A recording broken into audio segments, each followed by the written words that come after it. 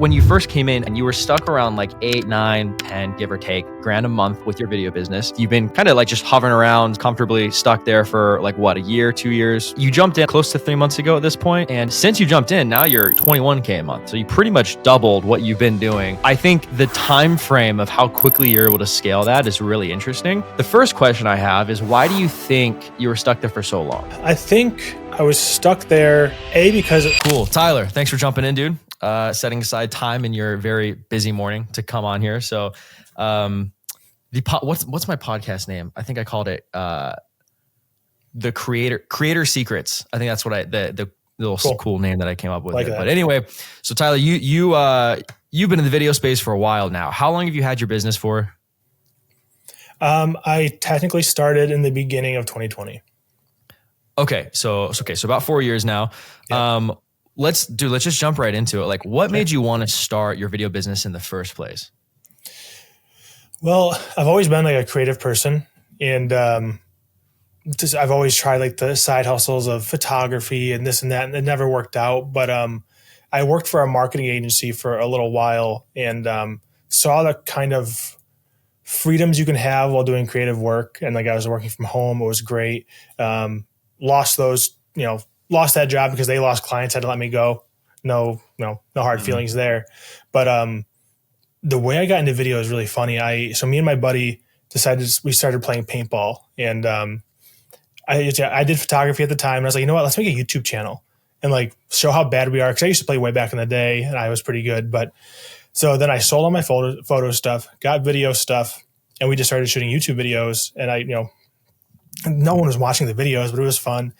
But then his wife is a marketing manager at a big business here. And she's like, hey, you want to help us with some of our video stuff? And I was like, sure, I've learned enough at this point. And their program essentially helps families help their elderly loved ones.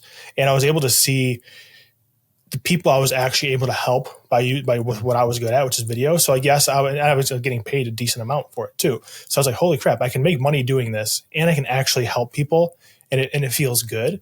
And so then I was like, you know what, I think I can start doing this. And at the time, like I said, I lost my marketing job, and I was working at Best Buy, and I was like, you know what, I think I'm going to go full time. I was not ready to go full time.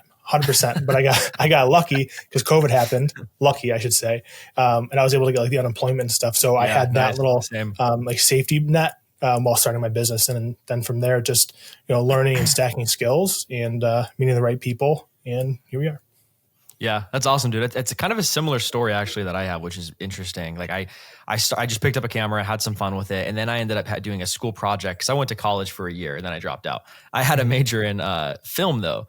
And one of the things we had to do was like put together like a video highlighting like a local nonprofit, and we did that. And dude, I was using like a cheap Nikon with like a $20 freaking tripod from Amazon and no audio, nothing. I didn't know what I was doing. I was figuring out how to hit the record button, and I had no experience. And we made this video and it turned out pretty good. And it actually generated money for them. Like as a nonprofit, like generated a bunch of donations.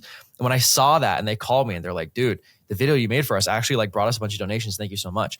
That was kind of like the click for me. I was like, I can take what I just had a lot of fun doing and turn it into a way to make money and help other people. That's pretty cool. So it's cool to hear that. So I want to quickly just talk about like the results that you're doing, just so people can answer the question of why should I listen to this dude? So you've been around 10K a month. You've been kind of like just hovering around comfortably stuck there for like what, a year, 2 years for a while, right?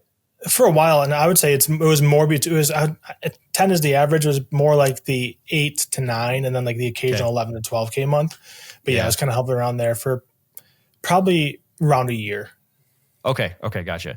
And then you jumped in, I think maybe close to 3 months ago at this point, between 2 and 3 months, I think maybe, somewhere around there. Mm-hmm. And since you jumped in, now you're at like 21K a month, so you pretty much doubled what you've been doing. Yeah. So I think the time frame of how quickly you're able to scale that is really interesting, and I really would like to use this call to dive into like what tactics and differences did you like implement in your business that you think is what took you there? Because it's one thing for me to talk a lot, but I want Mhm. to be able to leverage and like use other people's success stories and be like, okay, well, this is what worked for me, but like what worked for you, right? And like Right. how, since joining, what did you do or what differences did you implement in your business that brought you to where you're at? Because everybody's situations are a little unique. So first of all, let's start with like, when you first came in, again, you were stuck around like 8, 9, 10, give or take, grand a Yeah. month with your video business.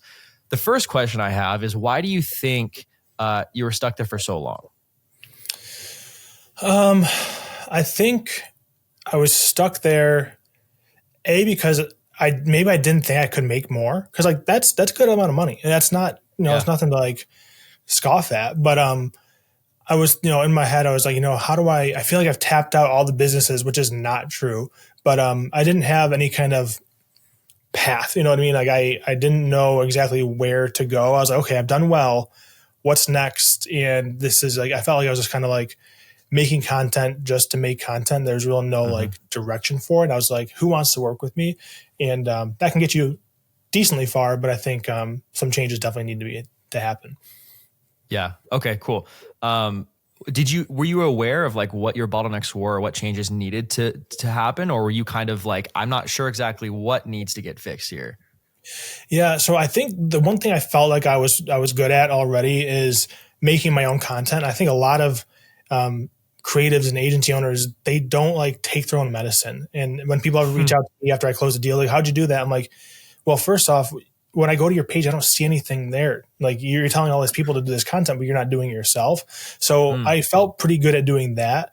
The bottlenecks I was seeing was, I'm not necessarily the best salesperson. I don't think a lot of creatives are.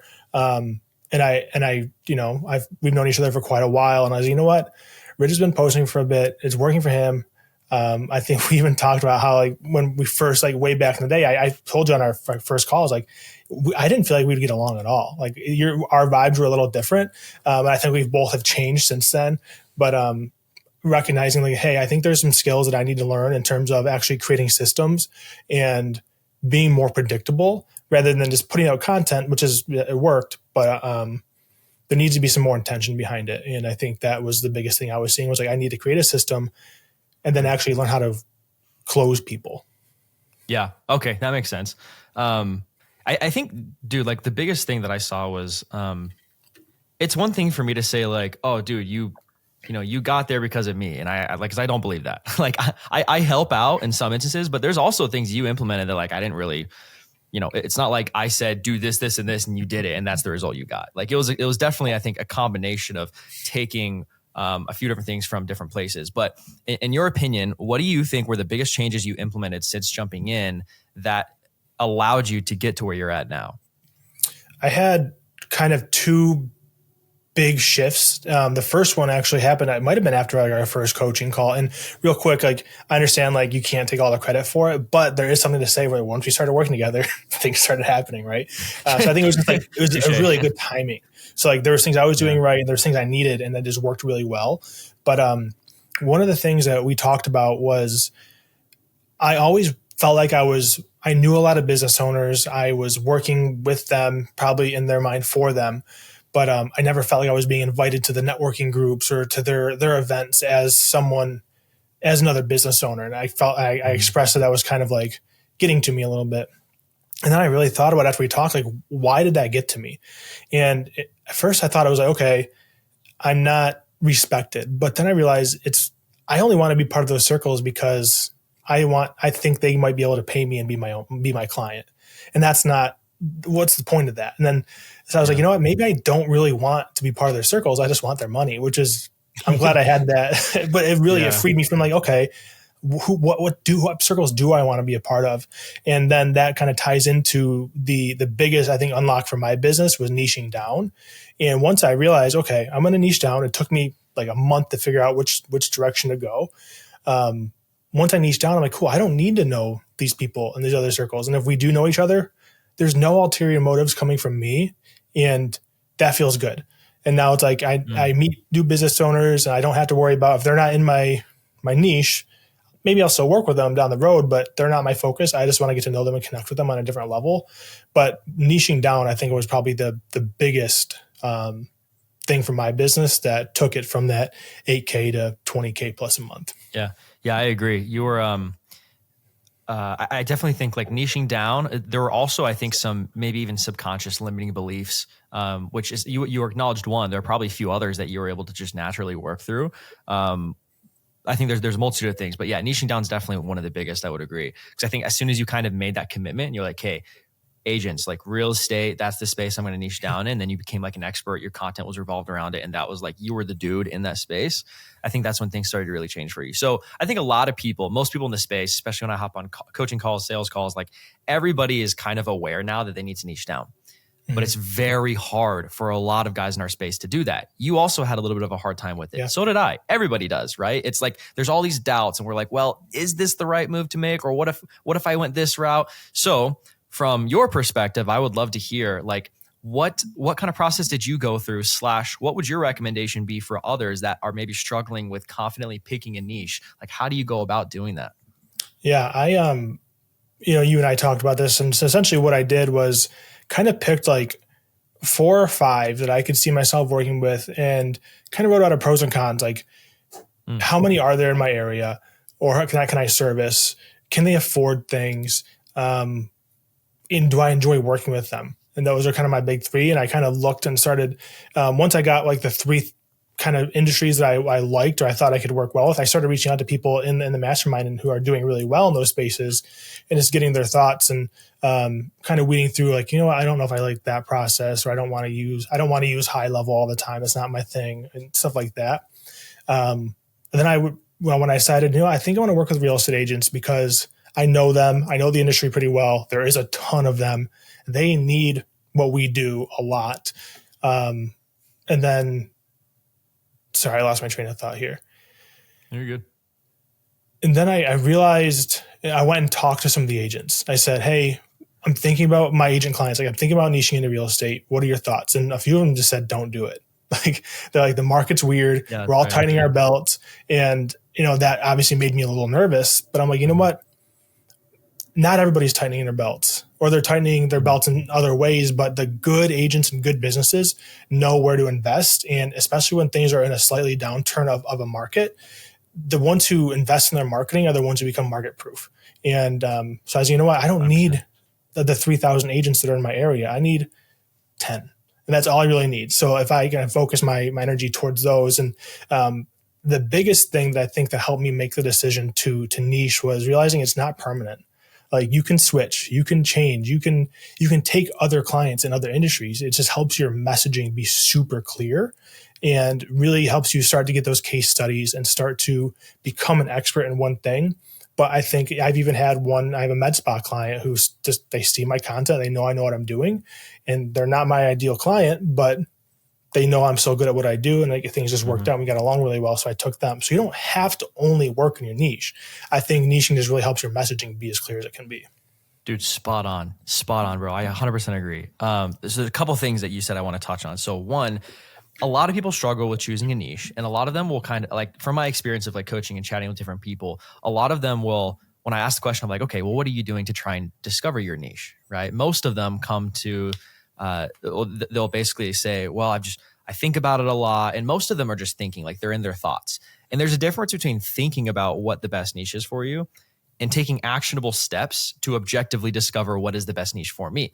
And I love what you said, which was like, you're not doing what most people do, which is kind of just sit there and maybe write out 5 and be like, oh, well, maybe I'll go that one, and they'll pick it.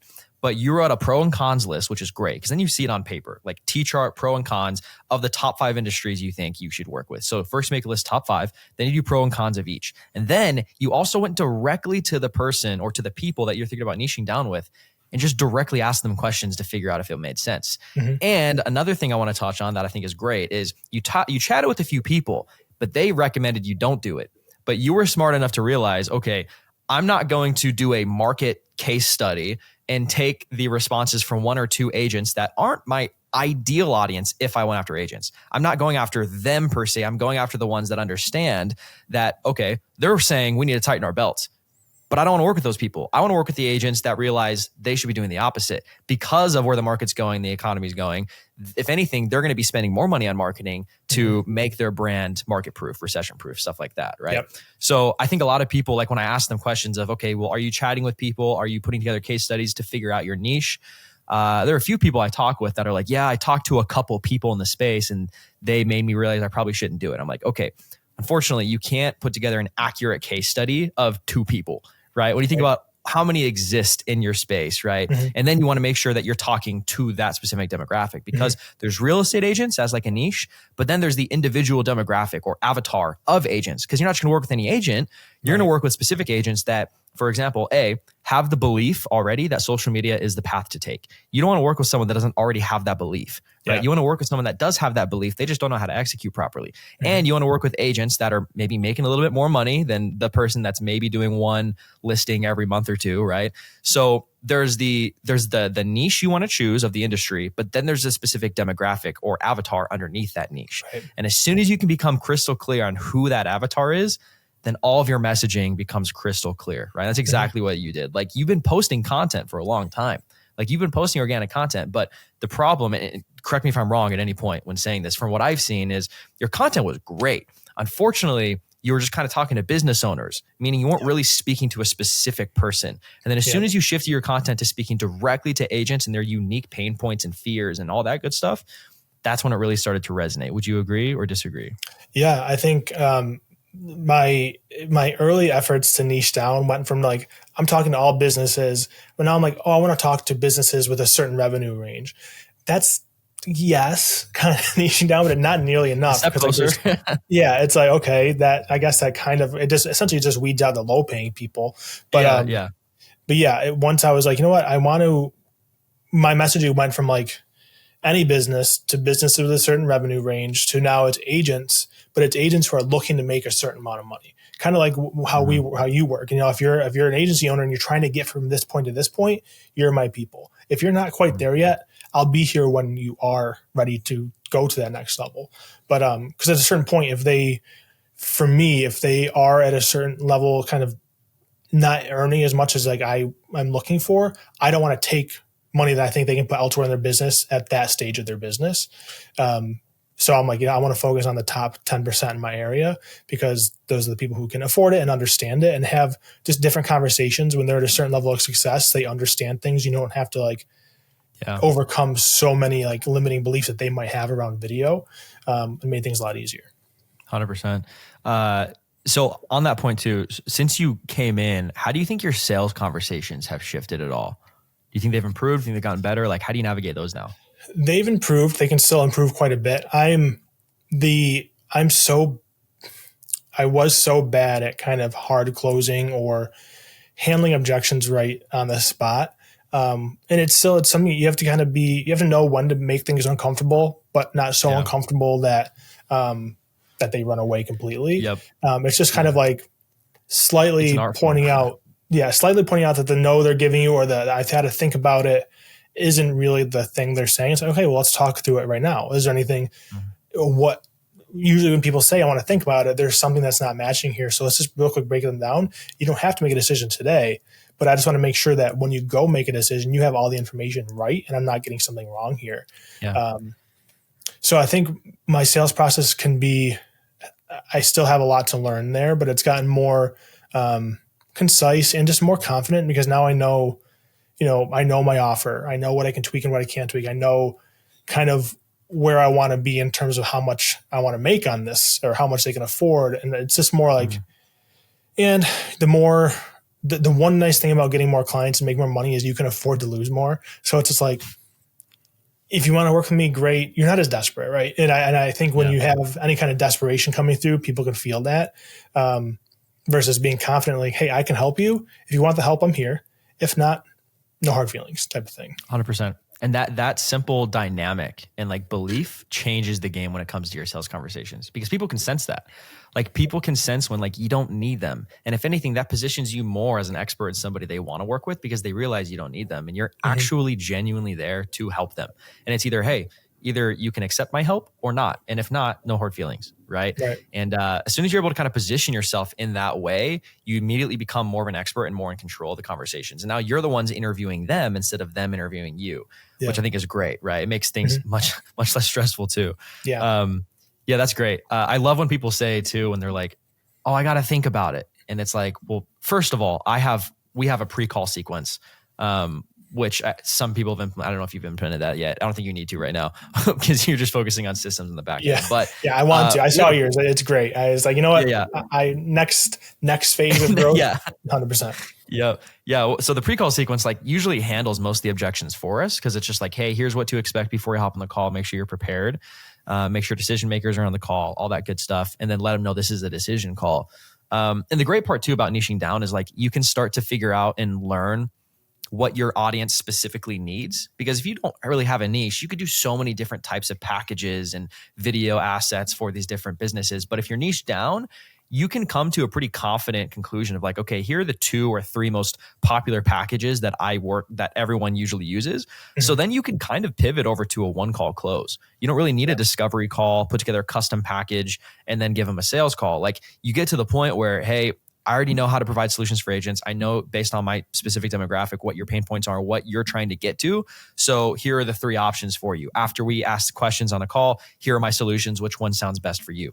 Right. That's also, again, the benefit of niching down is that you can begin to systematize and add a predictable, like everything becomes, Everything becomes repeatable, right? Yeah. Systematized. So, but I still love when because people always do it. They're always like, I want to think about it.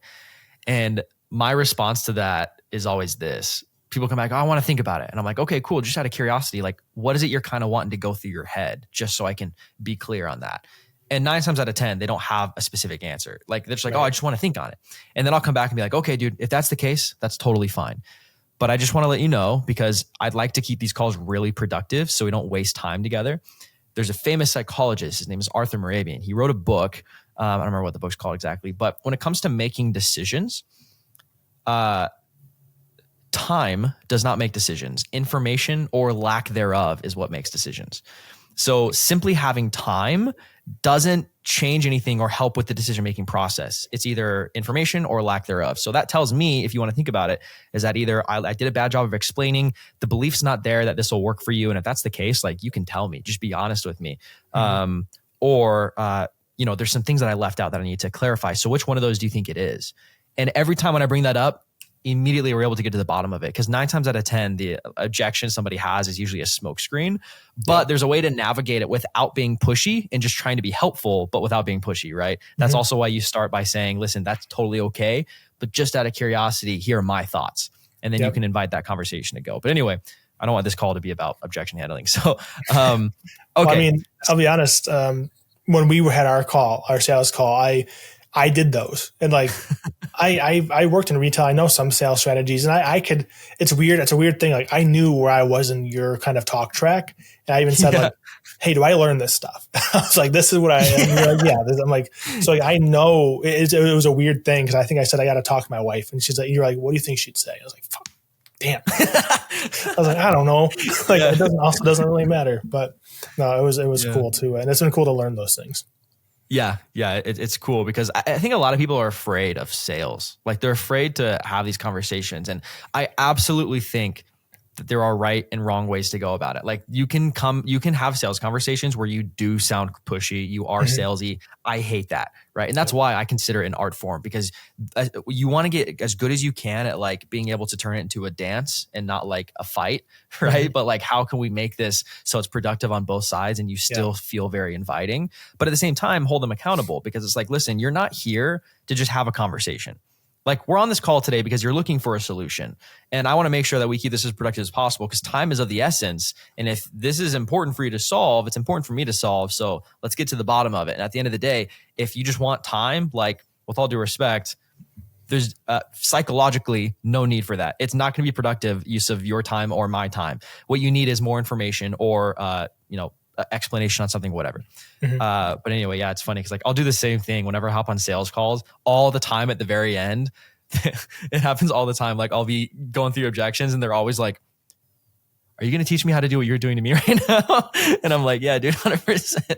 Yeah. And those conversations do change as you go into the higher paying clients. Cause like when you are making a lot of money, your perspective changes about it. You have other things you need to know about. It's not all about the money. It's like, and sometimes, it's nice to see those things change as you talk to a different type of person.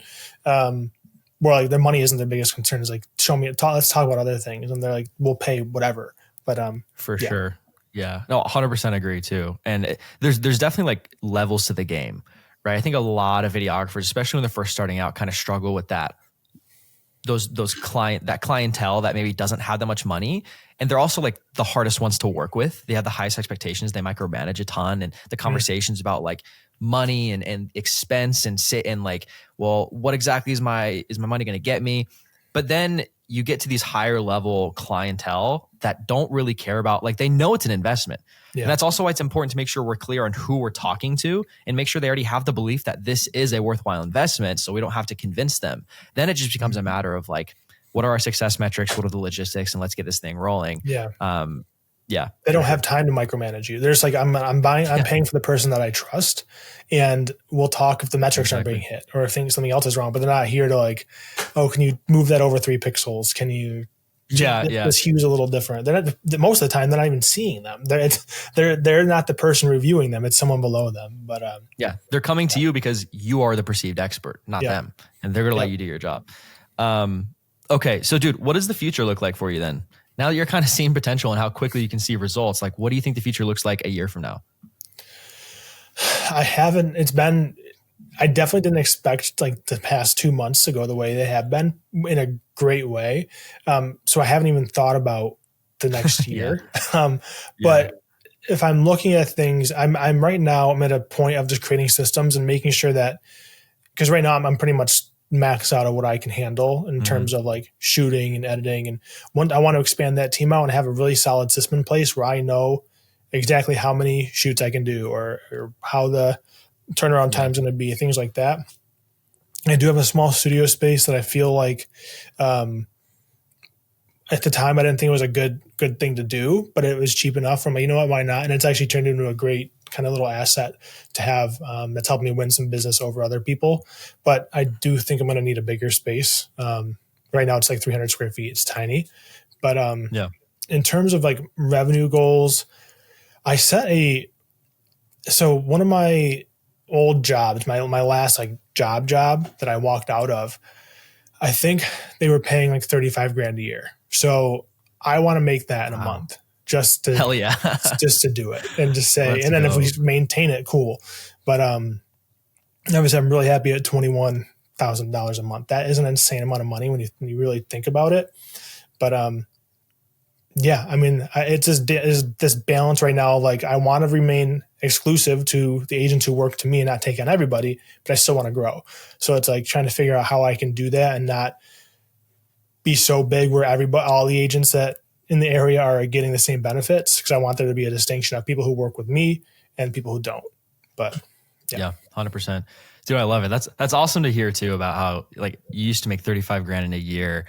Now you can make it in like 6 weeks based on your current trajectory. What you're doing, which is awesome. I found an old notebook that I found, a journal that I was writing in. I remember sitting in my car on my lunch break working at Best Buy, and I was like, my life's going to shit. It's bad. Like I wrote down, like, I'm not making a lot of money. I was probably playing out like the worst case scenarios. I'm like, my wife's going to leave me, stuff like that. And I was like, you know what? If I can get to 60 grand a year with video, I will be so happy. And I remember on the next page, it's like, how do I do that? It's like, okay, you need this many $2,500 videos in a month. I was like, this is totally doable. Fast forward like 3 years. Now I'm doing that 60 grand every 3 months, which is wild to think about. So it's definitely, I think it's a really good idea for people to kind of stop and take stock of things sometimes, because like it's weird how quickly your perspective around money changes, going from 5 grand a month to 10 to 20. Now if I go below 20, I'm like, oh, things are wrong. And you're like, no, hold on, dude. If I lost half my business, I'm still making 10 grand a month, and that's a lot of money still. So it's good to kind of pump the brakes and be like, you know what, things are good. I know we want them to be better, but just have perspective on where things have been in the past. Absolutely. As soon as you hit 20, you're thinking about how to get to 30. And as soon as you get 30, you're thinking about how to get to 50. But at the same time, I struggle with that too, man. Like at the same time, pull back and like, look how far you've come. Like it's important to keep eyes on like, okay, how much further can I go? Because as you make more, you start to realize how easy it is to actually make more. Like the more you make, the easier it becomes. but also at the same time, be grateful and think about how far you've come and where you're at, which I think is a great perspective to have. I definitely need to work on that myself, but that's awesome, dude. So, okay. This has been great so far. Yeah. I think kind of my last question for you then is like, speaking to other videographers that are probably in a similar spot to where you were not too long ago, say they're stuck between 5 and 10K a month, similar mindset, not 100% certain where to go or how to scale. And this is meant to be a broad question because I want to hear what your response is. What would your recommendation be to them if they're sitting across the table from you and they're like, man, Tyler, I don't know what to do, man. Like, I don't know how to make more money. I'm not sure. What would you say to that person? I would typically start off by looking inwards on their business a little bit and say, okay, kind of like what I said before, are you making your own content? Are you doing the things that you're telling your clients to do? I think to me, as a video agency owner, that's almost a non-negotiable. If you're, it's like, you don't want to be the fat personal trainer. I would rather be the fat videographer, right? But that's where I'm at now. But 100%. I hear what you're saying. Yeah. But I usually tell people you have to at least be able to do the thing, because people notice that stuff. If they go to your page and you just have some camera graphics and stuff that's not that engaging, then they're like, well, can they even do that? Because a lot of times I've had people in sales meetings like, how do we know this is going to work? I'm like, well, we're talking. Like, yep. How did you find me? And like, if I can do it for myself, I can obviously do it for other people. But yeah, I would say first, just make sure you're able to consistently make the content and do the things that you're preaching. But I think it's really important to find people, or whether it be a one-on-one mentorship like you and I have, or just a community of people that can help you see what's possible. Because I think that's a really big one. I remember really way back in the day, there was a Facebook group I became part of, and these people were posting crazy wins. I was like, there's no way that's possible. But then like they were consistently posting like huge deals. And then like, it just gives you that hope of like, oh, it can be done. So there's just little things I have to learn to get to that point. And then joining those communities and starting to, befriend those people, learn the skills that you need to learn to start stacking and get closer towards that. And just realize it takes time. I know people have messaged me after I've posted like some of the wins in our groups and stuff. And they're like, what are you doing? I'm like, well, it took 4 years. It just happened. It literally, I know it happened very quickly, but it's a culmination of stacking those skills, meeting the right people, and then implementing the right systems for it all to start to click. So don't be hard on yourself, and don't just give up either. Love it, dude. Yeah. I think, kind of going back to what you said before about taking your own medicine. I talk to a lot of people that are like, oh, well, I don't want to be in front of the camera. I want to be behind it. And my response to them is just get used to it, dude. Figure it out. Well, it makes me uncomfortable. Good. That means you should do it. Like, it makes me uncomfortable. Okay, good. That's even more reason why you should do it, right? But here's the thing. At the end of the day, you also want to think and take into account, okay, what is the outcome I'm delivering these people? Because they're not buying videos. They're buying a result, just using videos as the vehicle to deliver that result. So when you become clear on the result and you realize they want to grow their business through content, even better if you can figure out how you can grow your business through content and you start getting leads through what you're doing, then you having conviction in your own offer and results is going to come naturally. You don't have to fake it till you make it, because you can hop on sales call with people. And if they ask the question of, well, how do I know this works? It answers itself. You don't have to explain anything. Oh, look what we did for this person or this person. All you have to say is, well, why are you here right now? Obviously the system works. I'm doing it for myself. So there's one thing, huge thing to be said, dude, about like, practice what you preach. If you're going to talk about how important it is to use video to grow your business, you better damn well be doing it for yourself and doing a good job at it too, and staying consistent. You know what I mean? Yeah. I think too, that's where you should be making a lot of your mistakes, is on your own content. You shouldn't be, sorry, my dog's barking. I don't know if you can hear that, but like that's where I learn most of my mistakes. I know you don't want to learn with your clients. It's not a good look. But when it comes to like not being comfortable on camera, if you can learn how to get yourself through that, you will know how to coach others through it. I'm bald. I have a small nose. I don't like my voice. I don't like being on camera at all, but I've gotten good enough at it because I also realize that this is the thing that I have to do to get to where I want to be. And if I always tell people, like client wise, like if they're like, hey, I don't want to be on camera, I have a double chin. I'm like, cool. If I was to call you and say, I want to meet you to sell me a house, would you not show up because you have a double chin? It's like, that's, Ooh, you're going to talk, yeah. that's just the way you look. And like people aren't paying attention to those things as much as we are. And just kind of got to get over it. And if you want a certain goal, there's certain things that you have to do and you'll get used to it. Yeah. Like how bad do you want it? Really what it boils down to, right? You must not want it that badly if you're not willing to get in front of the camera and hit record. Bro, this has been great. Is there anything else you'd want to touch on, add in there? Any other ideas or anything like that? I think we covered quite a bit. Hopefully it was valuable to at least one person watching, Dude, right? This was great. I This think was solid. Yeah. it's hard to sometimes see someone saying, oh, I make 20K a month and things like that. And up until 3 months ago, I wasn't, but it's, you just got to have a little bit of blind faith sometimes. And it's like, you know what? And really vet who you, like those people you're connecting with that I mentioned before, is like, make sure that before you reach out to actually get help, and like follow them for a little while, make sure things are working, make sure, like, you and I have known each other for quite a while. And I'm like, okay, I've never seen Ridge not do well. So it's like, and like, that's not to say things, maybe there might've been dips in your business, but it didn't like show. Right.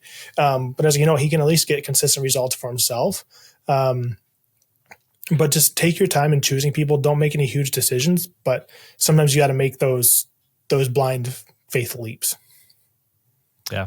100%. This has been great, dude. Thank you so much. How can people find you, follow you? Instagram's probably the best place, at blue_dot_media.